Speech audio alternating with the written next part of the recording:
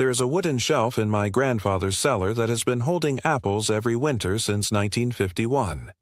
No electricity runs to that room. No compressor hums in the corner. And yet right now, in the middle of winter, there are apples down there that were picked back in October, and they are still firm enough to snap when you bite into them, still sweet, still good. Meanwhile, the apples you buy at the supermarket this week were very likely picked almost a year ago. They have been sitting in a giant refrigerated room with the oxygen pumped out of the air and then coated in a thin layer of wax so they look fresh under the store lights. That is what it takes now to keep an apple edible. A warehouse, a gas system, a coating, and you still pay $3 or $4 a pound for it. My grandmother's generation did not have any of that. They had a cellar, a few wooden crates, some straw, and a method that has almost completely disappeared from how people think about food today. And I want to show it to you, because once you understand it, you will never look at a bag of apples in the store the same way again. My name is Martin Hofer.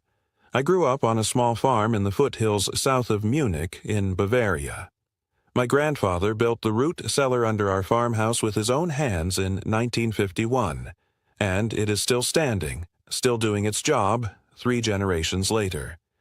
My grandmother Rosina fed 8 people out of that cellar and a vegetable garden with no supermarket within walking distance and no refrigerator in the house at all for years. I'm going to tell you exactly what she did with the apples every autumn, why it worked, and why almost nobody does it anymore, even though it costs nothing and takes 1 afternoon a year. Let me start with what most people get wrong, because if you do not understand this part, nothing else will make sense. An apple is not dead when you pick it. It is still breathing. It is still a living thing doing slow chemistry, and the most important part of that chemistry is a gas. The apple gives off a gas called ethylene. You cannot see it, you cannot smell it directly, but it is there, and it is the thing that tells the apple and every apple sitting near it to start ripening faster and faster until it goes soft and brown and finally rots. This is where the old saying comes from, the one your own grandmother probably said to you, "One bad apple spoils the barrel." That is not just an old expression. It is exactly true, and it is chemistry, not superstition. A single apple that has gone past its best moment will pump out ethylene into the air round it, and every apple near it will catch that signal and start ripening faster, which makes them give off more ethylene, which speeds up the apples next to them. It runs through a whole crate like a fire through dry grass if nobody stops it. My grandmother never heard the word ethylene in her life. She did not need to. What she knew was simpler and just as true. Apples talk to each other, and you do not let the talking get out of hand. The way she stopped it was the heart of the whole method, and it is the one thing almost nobody does anymore, even people who think they know how to store apples the old way. She wrapped every single apple, one at a time, in a sheet of old newspaper. Not a whole newspaper folded around a dozen apples in a pile. One sheet, one apple. She would sit at the kitchen table in October with a stack of newspaper my grandfather had saved all year, and she would tear it into squares, and she would wrap each apple like a small parcel and twist the ends closed. It took an evening, sometimes 2 evenings if the harvest was good that year. The children helped. I helped when I was old enough to be trusted not to bruise the fruit. Here is why the paper matters, and this is the part that surprises people. The paper does 2 jobs at once. First, it keeps each apple from touching its neighbor, so if one apple does start to spoil, the rot cannot spread by direct contact, and the gas it gives off gets trapped against that one wrapped parcel instead of drifting freely through the whole crate and triggering every apple around it. Second, the paper holds a small cushion of still air right against the skin of the apple, which slows down how fast moisture leaves the fruit. An apple that dries out goes soft and wrinkled. An apple kept in slightly still, slightly humid air next to its own skin stays firm for months. So you have, in one sheet of old newspaper, a barrier against the ethylene gas, a barrier against direct rot spreading from fruit to fruit, and a small humid pocket that keeps the apple from drying out. All of that for the price of a newspaper you already read and were going to throw away. Once every apple was wrapped, my grandmother laid them out in wooden crates, never touching, never piled on top of each other more than 2 layers deep, because the weight of apples sitting on apples bruises the bottom layer, and a bruise is where rot begins. The crates went down into the cellar onto wooden shelves my grandfather had built up off the dirt floor, never directly on the ground, because the ground holds dampness, and apples sitting in standing dampness will mold long before they ripen properly. Now, the cellar itself is the second half of this method, and it deserves its own explanation, because the wrapping only works if the room around it is right. A good cellar for apples needs to be cold, but not freezing. Just above freezing is the target, somewhere close to what you would call refrigerator temperature today, and it needs to be humid, not dry. This is the part that confuses people who have never built or used a cellar, because they assume cold and dry go together. For apples, that is exactly backward. A cold, dry room will pull the moisture straight out of the fruit and leave you with apples like leather by January. A cold, humid room keeps the apple plump and crisp the whole winter. My grandfather built the cellar half into the hillside behind the house with thick stone walls and a dirt floor that was never sealed over with concrete. That dirt floor matters more than people realize.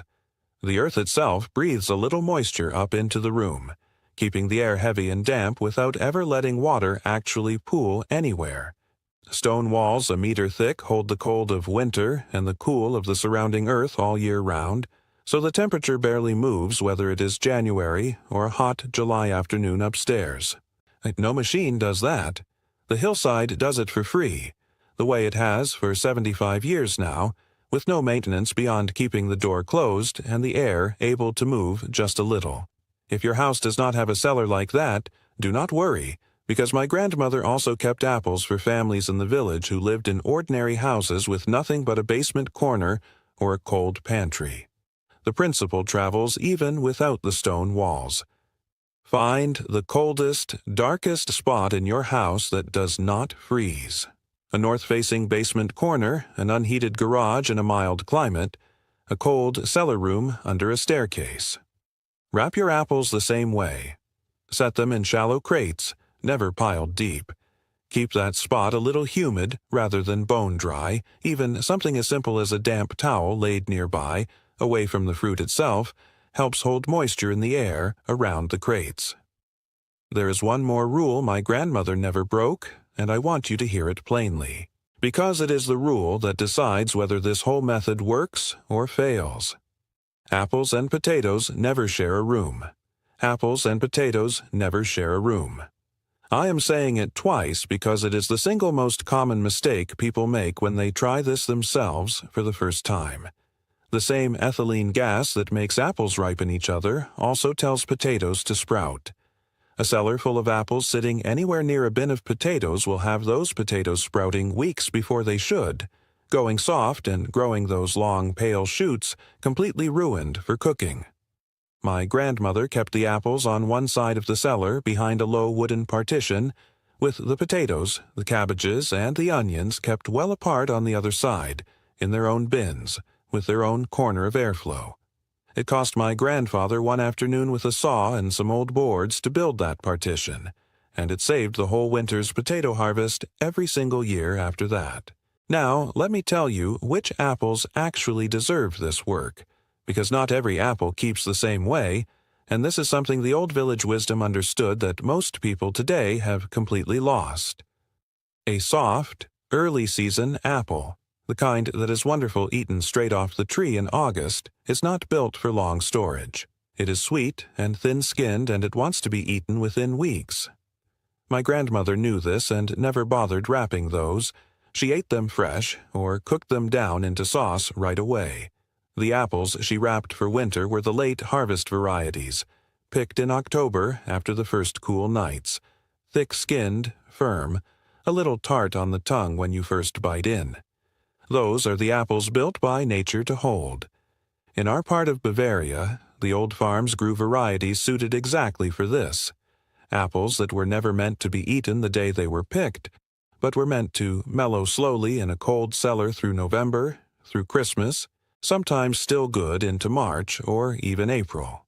A firm, late-season apple wrapped properly and kept properly can hold for 4, 5, sometimes 6 months. That is not a guess. That is what every old farmhouse in our valley counted on every single winter, because there was no other choice. Think about what that actually means for a family today. The average household now spends real money every month just on fresh fruit and apples bought through the winter, shipped, refrigerated, gassed, and waxed, often run well over $4 a pound by late winter when the domestic harvest has thinned out and the stores lean on imported fruit instead. A family eating apples regularly through the cold months can easily spend over $30 a month on something that, with one autumn afternoon of wrapping and a cold corner of the house, could have come from their own harvest or from a farmer's market crate bought cheap at the height of the season and made to last the whole winter for almost nothing beyond the apples themselves. That is the real shift in thinking I want to leave you with. We have been taught that keeping food fresh requires a machine, a refrigerator running every hour of every day, a power bill that never stops, a supply chain stretching halfway around the world with warehouses and gas chambers and wax coatings standing between the orchard and your kitchen table. My grandmother never depended on any of that. She depended on cold stone, a dark room, and old newspaper, and she fed a family of 8 through Bavarian winters that were a great deal harder than anything most of you are dealing with today. None of this knowledge was ever lost because it stopped working. It was lost because nobody profits from teaching you to wrap an apple in yesterday's newspaper. There is no company selling that. There is no subscription, no app, no monthly charge. It is just a habit, passed from a grandmother to a mother to a daughter, generation after generation, until one generation stopped passing it on because the supermarket made it feel unnecessary. And once that chain breaks, even for one generation, the knowledge can vanish from a whole family, even though it cost nothing to keep and nothing to use. So here's what I want you to actually do, starting this autumn, or right now if you still have firm apples on hand. Find your coldest, darkest storage spot in the house, a cellar, a back room, a cool garage, somewhere that never freezes hard but stays cold and a little damp. Choose firm, late-season apples, not the soft early ones, and check each one carefully for bruises or soft spots before you store it, because one damaged apple wrapped in with the good ones will spoil the whole batch from the inside out. Wrap every single apple in its own sheet of newspaper, one at a time, no shortcuts, no wrapping several together. Lay them in shallow crates, no more than 2 layers deep, on a shelf, never directly on the floor. Keep them far away from any potatoes, onions, or cabbages you are storing nearby, and then check on them every few weeks through the winter, because a single spoiling apple, even wrapped, should be pulled out the moment you notice it, before it can do any harm to the ones around it. That is the whole method. No electricity, no machine, no monthly cost, just the same care my grandmother gave her harvest every October for as long as I can remember. Tell me in the comments where you live and what your winters are like, because the colder your climate, the better this works, and I want to hear if you have a cellar, a cold pantry, or nothing at all yet. And tell me which apple variety you grow or buy, because that matters more than people think. Next time, I want to show you what my grandfather did with the cabbages in that same cellar, buried directly in sand in a way that kept them crisp and sweet from October clear through to the first asparagus of spring, using nothing but sand, a wooden box, and a trick with the roots that almost nobody remembers anymore. Until then, save your newspaper, find your coldest corner, and remember, the people who built this country with their hands knew things we are only just starting to remember.